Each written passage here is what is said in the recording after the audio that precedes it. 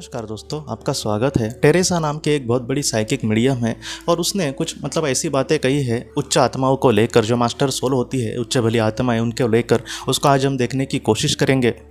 एक साइकिक जो मीडियम होता है दोस्तों, साइकिक मीडियम ऐसे लोगों को कहा जाता है जो लोग आत्माओं के साथ बात कर सकते हैं। जैसे हम दो लोग एक दूसरे से जिस तरीके से बात कर सकते हैं, वैसे वो आत्माओं के साथ बात कर सकते हैं। इसलिए इनकी बातों का एक अलग ही वैल्यू होती है। और वो ऐसे जो लोग होते हैं साइकिक मीडियम, वो खुद उनको देख भी सकते हैं। तो टेरेसा ने उनके बारे में जो भी बातें कही है, आज हम उसको देखने की कोशिश करेंगे।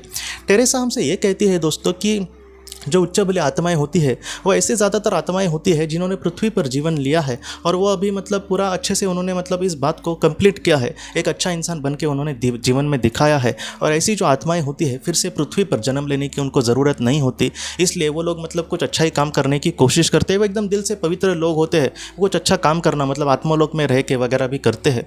दूसरी बात वो ये कहती है कि ऐसी उच्च बली जो आत्माएं होती है, वो बहुत बार चमत्कार भी करती है, लेकिन ज़्यादातर वो ये कहती है कि मैंने तो डायरेक्टली ऐसे नहीं देखा, लेकिन जो आत्माएं मुझे कहती है उस तरीके से मैं जब बातें को सुनूं, तो उसने कहा है कि ऐसी जो आत्माएं होती है बहुत बार चमत्कार भी करती है।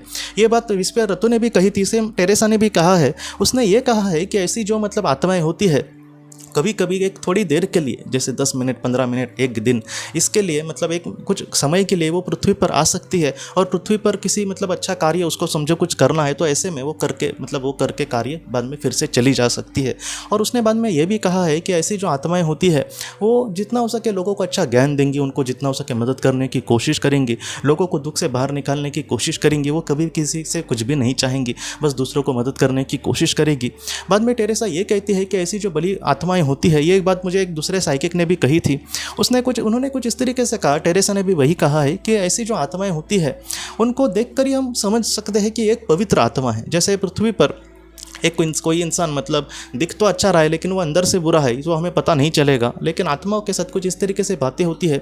उसने ये कहा है कि ये जो पवित्र आत्माएं होती है, वो दिखती भी है अच्छी है और कहीं ना कहीं वो दिल से भी अच्छी होती है। और उनको दिखकर ही उनका प्रभाव ही हमें पता चल जाएगा कि वो एक पवित्र आत्मा है।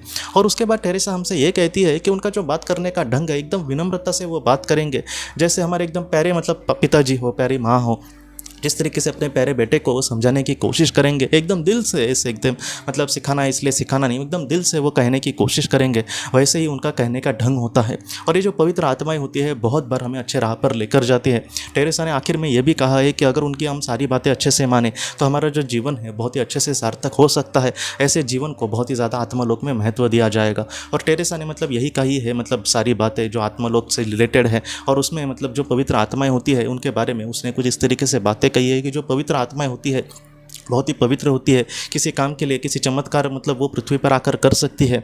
अगर वो चमत्कार कर सकते हैं, तो मेरे जीवन में मैं दुखी हूँ, तो वो चमत्कार क्यों नहीं करते? ऐसे बहुत सारे मन में हमारे सवाल आ सकते हैं। मैं आपको सच कहूँ दोस्तों, तो हमारे जीवन में जो भी संघर्ष है, जो भी दुख है, इसके पीछे एक अलग कहानी होती है। वो सारी चीज़ें एक दिन हमें ज़रूर पता चल जाएंगी, लेकिन हमें फ़िलहाल अपने संघर्ष में मैं कितना अच्छे से करता हूँ या फिर मैं कितना अच्छे से आगे बढ़ता हूँ, ये सारी चीज़ें हमें महत्वपूर्ण है दोस्तों। अगर आज हम एक कलकत्ता की माता जी थी, और ऐसी ना बहुत कम घटनाएं होती है, लेकिन वो भी हमें बहुत कुछ सिखाती है। उसने अपने पति को खोया था, और उसने ये भी कहा है कि मेरा पति जाने के बाद में एकदम टूट सी गई थी। मेरी बेटी की शादी होकर वो अपने घर थी, और एकदम अकेले रहने से भी मुझे थोड़ा सा घबराहट हो रही थी, और एकदम मैं एकदम दुख में डूब गई थी।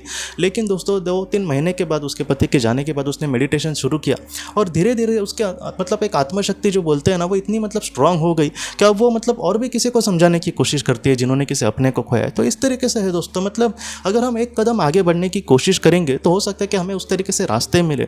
हम उस बार बार दुख के में ही डूबते रहेंगे। थोड़ा सा हम ध्यान कर रहे हैं और हमें थोड़ी सी अच्छी आत्मशक्ति समझो मिल रही है, थोड़ा सा दूध कम हो रहा है समझो, तो फिर से उसके बारे में ही सोचकर बार फिर भी रोते रहना, या फिर इस तरीके से वो दुख कम नहीं होगा। इसलिए मैं रामकृष्ण परमहंस जी ने भी कहा है कि आप एक कदम चढ़ो, भगवान आपको आगे बढ़ाएंगे। जैसे उस माता जी के साथ उसका दुख कम हो गया उस बातों से, तो आज कहीं ना कहीं हमारे साथ भी ऐसी चीज़ हो सकती है, लेकिन उसको रेगुलरली करना महत्वपूर्ण है। उसको उस तरीके से पॉजिटिविटी से लेना महत्वपूर्ण है दोस्तों। मैं आपको यही कहना चाहता हूँ कि अगर आपने भी किसी अपने को खोया है, तो ऐसे समय में थोड़ा सा मैं ध्यान करूँ, थोड़ी सी अच्छी चीज़ें पढ़ूँ, कुछ नेगेटिव ना देखूँ। इन सारी चीज़ों से वो जो दुख है धीरे धीरे थोड़ा सा आपको लगेगा कि कम हो रहा है। उसमें बाद आप मेडिटेशन की जो टाइमिंग है वो थोड़ी और बढ़ा सकते हो, कुछ अच्छा देख सकते हो, किसी के अच्छे विचार सुन सकते हो। तो इससे क्या होगा दोस्तों कि आप थोड़ा सा लाइफ में शांति से आगे बढ़ने की ज़रूर कोशिश हो सकती है, लेकिन इस तरीके से आप रेगुलरली करना दोस्तों। तो ये बातें टेरेसा ने कही थी उच्च बली आत्माओं को लेकर। और उच्च बली जो आत्माएं होती है हमारे लिए, तो मैं भगवान जैसे ही कहूँगा उनको, क्योंकि वो एकदम पवित्र ऐसे आत्माएं होती है और उन्होंने अपने जीवन को बहुत ही अच्छे से जिया और पृथ्वी का जो कर्तव्य था उनका बहुत ही अच्छे से उन्होंने पूरा किया। अभी कोई भी ज़रूरत नहीं है यहाँ पे आने की, लेकिन फिर भी समाज के कल्याण के लिए, किसी आत्मा के उद्धार के लिए ऐसी जो आत्माएं हैं बहुत बार हमें मदद कर सकते हैं दोस्तों। तो दोस्तों, हम अपने अगले वीडियो में मिलते हैं। आप अपने परिवार का ख्याल रखना। आपका बहुत बहुत धन्यवाद। अगर आपको पास्ट लाइफ रिग्रेशन या फिर हमारे अपनों के लिए ऑटोमेटिक राइटिंग करनी है तो आप इस व्हाट्सएप नंबर पर मैसेज कर सकते हैं। हम आपको किसी अच्छे थेरेपिस्ट के बारे में ज़रूर बताएंगे। आपका बहुत बहुत धन्यवाद।